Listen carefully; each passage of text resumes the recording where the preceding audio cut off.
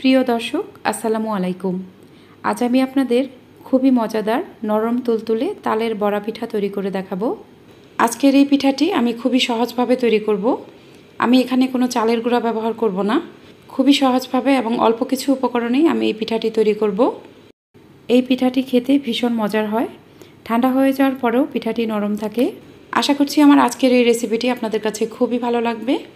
যদি ভালো লাগে তাহলে আমার চ্যানেলটি সাবস্ক্রাইব করে পাশে থাকা বেল আইকনটি প্রেস করে দিবেন। আর যারা এই ভিডিওটি ফেসবুক থেকে দেখছেন তারা আমার পেজটিকে লাইক ও ফলো দিয়ে রাখবেন। চলুন দেখে নেওয়া যাক খুবই মজাদার এবং নরম তুলতুলে এই তালের বড়া পিঠা তৈরি করতে আমাদের এখানে কি কি উপকরণ লাগছে। এর জন্য আমি একটা মিক্সিং বলে নিয়ে নিব 2 কাপ পরিমাণ ময়দা। এরপর নিয়ে নিব 2 কাপ পরিমাণ সুজি। আমি এখানে দোকানের কেনা কাঁচা সুজিটা নিয়েছি। এরপর আমি এখানে দিয়ে দিব স্বাদ অনুযায়ী লবণ। এরপর দিয়ে দিব 1 কাপ পরিমাণ কুড়ানো নারকেল। এরপর দিয়ে দিব 1 কাপ পরিমাণ চিনি। এরপর দিয়ে দিব হাফ কাপ পরিমাণ গুঁড়া দুধ। এরপর আমি এখানে এই পিঠা বানানোর প্রধান উপকরণ দিয়ে দিব, আর সেটা হচ্ছে তালের রস। এখানে আমি প্রয়োজন মতো তালের রস দিয়ে দিব। এই পিঠাটা বানাতে আমার এখানে যতটুকু তালের রস লাগবে আমি ততটুকুই দিয়ে দিব। খুবই অল্প সময়ে কিভাবে তাল থেকে রস বের করা যায় সেই ভিডিও আমার চ্যানেলে দেওয়া আছে। আমি ডেসক্রিপশন বক্সে এর লিংক দিয়ে দিব, আপনারা চাইলে দেখে নিতে পারেন। আমি আমার প্রয়োজন মতো তালের রস নিয়ে একটা ব্যাটার তৈরি করে নিব। আপনাদের কাছে যদি তালের রসটা কম থাকে তাহলে এখানে কিছুটা লিকুইড দুধও ব্যবহার করতে পারেন। এতেও কিন্তু এই পিঠাটা খেতে ভীষণ ভালো লাগবে। আমি সব কিছুই খুব ভালোভাবে মিশিয়ে নিয়েছি। দেখুন এর ঘনত্বটা এরকম হবে। এখন আমি এই মিশ্রণটা রেস্টে রাখবো 2 থেকে 3 ঘন্টার জন্য। এই মিশ্রণটা যত বেশি রেস্টে রাখবেন এই পিঠার টেস্ট কিন্তু ততই বেশি ভালো হবে। 3 ঘন্টা পর আমি পিঠাগুলো ভাজতে চলে যাব। প্যানে আমি পর্যাপ্ত পরিমাণ তেল গরম করে নিয়েছি। তেলটা যখন খুব ভালোভাবে গরম হয়ে যাবে তখন আমি চুলার আঁচটা একটু কমিয়ে দিব, নাহলে পিঠাগুলো পুড়ে যেতে পারে।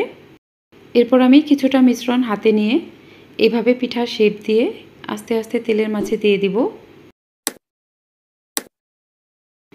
এই পিঠার আকৃতি খুব বেশি গোলাকার হবে না, তাও আমি যতটা সম্ভব গোলাকার করার চেষ্টা করব। এই পিঠাটি তৈরি করতে খুব বেশি উপকরণ লাগে না। চাল গুঁড়া করার ঝামেলা ছাড়াই আপনারা এই পিঠাটি বানিয়ে ফেলতে পারেন। এই পিঠাটি খেতে কিন্তু ভীষণ মজার হয়। ঠান্ডা হয়ে যাওয়ার পর এই পিঠাটি খেতে বেশি ভালো লাগে।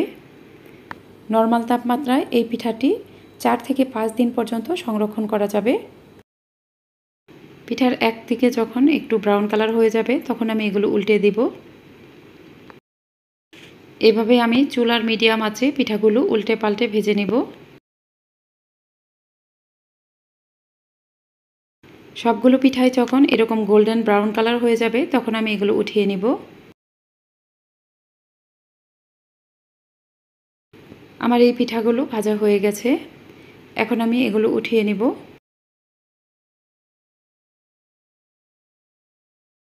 এভাবে আমি বাকি পিঠাগুলো ভেজে নেব।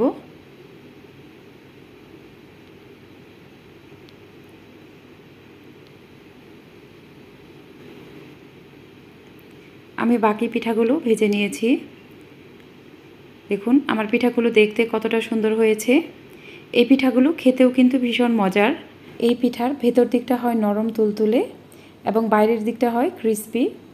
আশা করছি আজকের এই সহজ তালের পিঠার রেসিপিটি আপনাদের কাছে খুবই ভালো লেগেছে। যদি ভালো লাগে তাহলে আমার চ্যানেলটি সাবস্ক্রাইব করে পাশে থাকা বেল আইকনটি প্রেস করে দিবেন, আর অবশ্যই একটা লাইক দিবেন। আজ এই পর্যন্তই। সবাই ভালো থাকবেন। আল্লাহ হাফেজ।